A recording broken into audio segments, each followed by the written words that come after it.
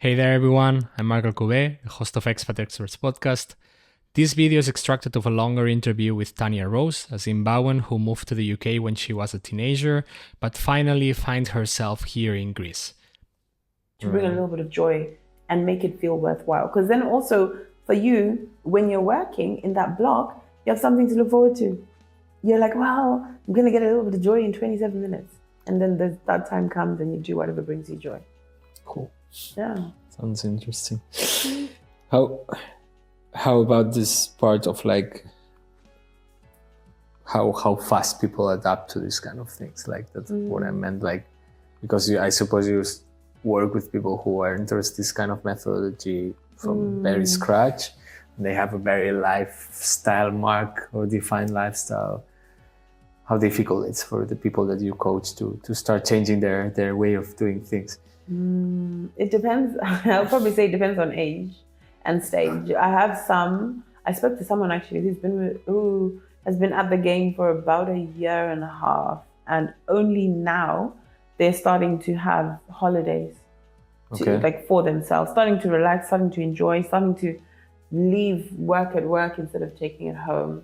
So it can take a while. It can take you a while to adapt to it, but it just depends on how ingrained your old habit is, how ready you are to change, and also how much massive action you take. Because it's uncomfortable. Change is uncomfortable for everybody. So it's like, how can you normalize that discomfort as quick as possible?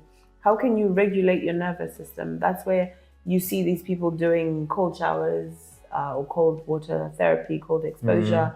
You see people doing embodiment work. I do a lot of that, like dancing, yoga, moving your body, going for a walk in nature, grounding yourself. All these things quickly help normalize. There's a book that I really like. It's called The Big Leap. Essentially in summary, once you reach the upper limit, i.e. your level of what success and that looks like, yes, it feels good, but you can self-sabotage to go back to old habits. And so it's like, how can you quickly normalize that? How can you calm your nervous system? There's so many ways. And so you find what works for you. Some people will do the EFT tapping. Some people do yoga, meditation, moving your throat chakra, socializing, laughing, so many things. So that's why self-mastery is a big piece of what I do, because I could teach you anything. But if that doesn't resonate with how you are, then it's just a waste of your time and my time. Makes sense. I mean, people needs to be in a mentality of willing to be doing that. No, I suppose it's not that you work with people who are coming out of the blue because someone is forcing them to do that. No, it's just like we have those too.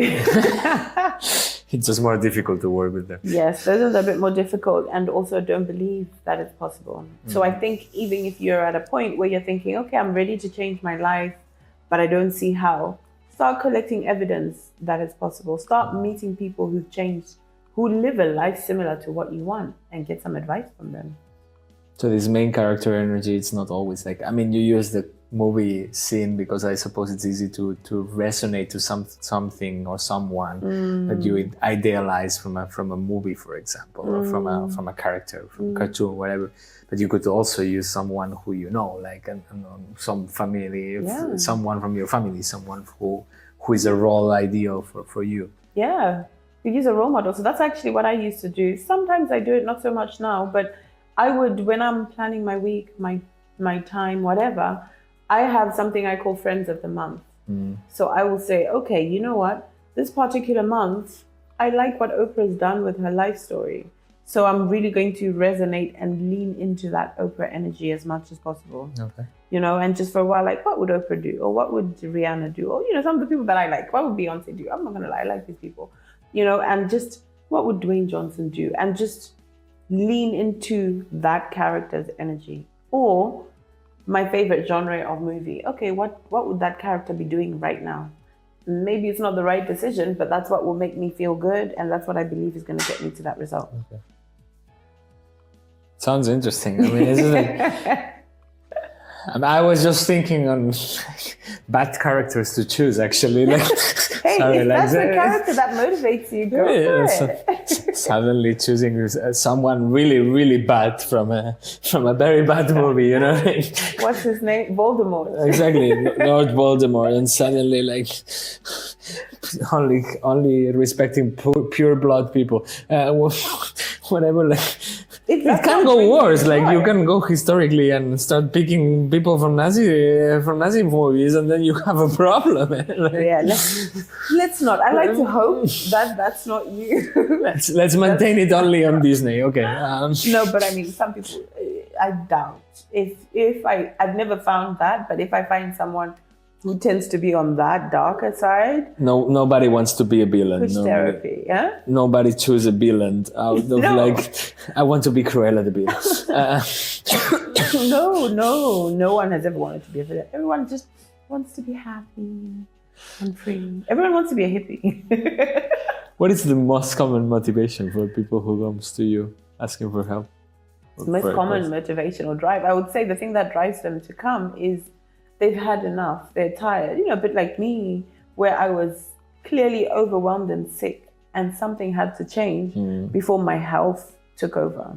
So a lot of the people, they've had enough, and they're desperate and ready, willing and ready to try. Okay. That's the biggest one. And I find the more I share my story as well on socials, people see it and think, there's a bit of fresh air. I want. So they also come to me like, hey, I can see that you're happier than you were when this happened, and can you help me?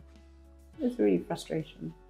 How much is now that you are pretty active in social media and YouTube, and you do videos, you do interviews, you have a pretty large YouTube channel actually, like, and also Instagram. I think you do quite a lot of videos. How much is part of your job to do this, like to promote a little bit the coaching that you do through these channels? Do you know what? To be honest with you, I actually haven't promoted in a very long time. At the moment, it's either word of mouth, okay, it's either through the organization, and I'm doing a lot of speaking. So people are coming to me to speak, and by the time I get paid for speaking, it covers what I need.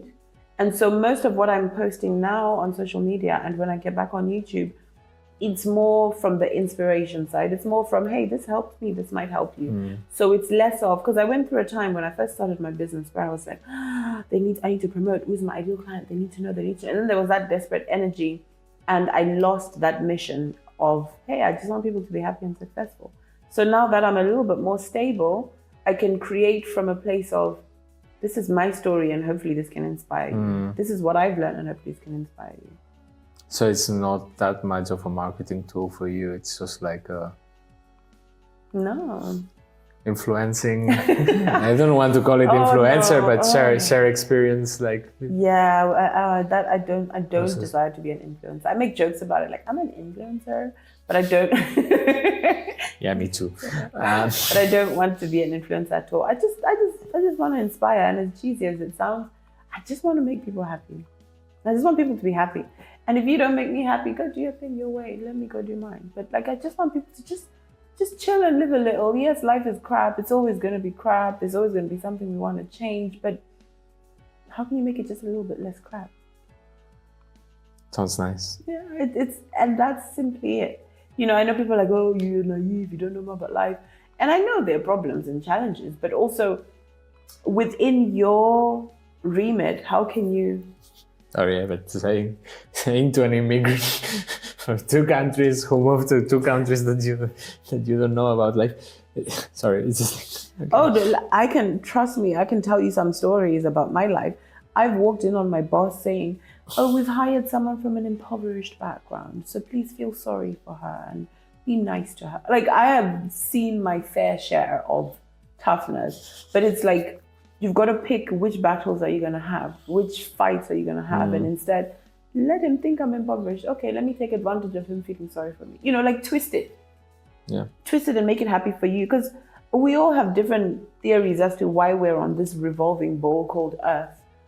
Just live that theory, do what you can within your means, But don't get to the end of your life having the biggest regret that people have. Oh, I wish I'd lived my life more. I wish I'd lived my truth more. Start living that now. That's what inspired me, to be honest. That video of, I wish I'd lived my life more. I wish I'd lived my truth more. You know, that dying, the regret of the dying kind of thing. But if you liked this short video out of the full episode, you can find the link to it around here and in the description below. Of course, if you are also interested in checking out other episodes, please subscribe and like.